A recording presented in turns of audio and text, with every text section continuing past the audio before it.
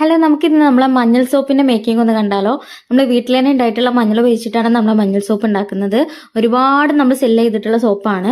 അപ്പോൾ നമ്മുടെ മുഖം ഒന്ന് ബ്രൈറ്റൻ ആവാനും ടൈറ്റ് ആവാനും അതുപോലെ നമ്മളെ ശരീരത്തിലുണ്ടാകുന്ന അലർജിയുടെ ചൊറിച്ചിലുണ്ട്, അല്ലാത്ത ചൊറിച്ചിലുണ്ട്, അതിനൊക്കെ ഒരു പരിഹാരമായിട്ടാണ് നമ്മുടെ ടർമറിക് സോപ്പ് നമ്മൾ ഇറക്കിയിട്ടുള്ളത്. അപ്പോൾ ഞാൻ ചാറ്റ് നമ്മുടെ സാധാ മഞ്ഞളല്ല കേട്ടോ ഇത്.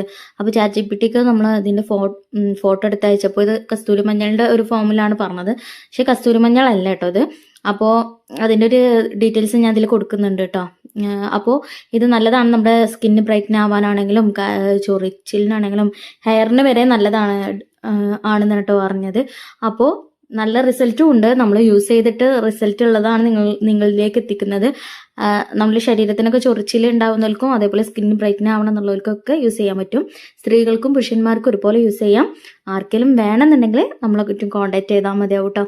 അപ്പോൾ നമ്മൾ കൊറിയർ അയച്ചു തരും. Okay, bye bye, thank you.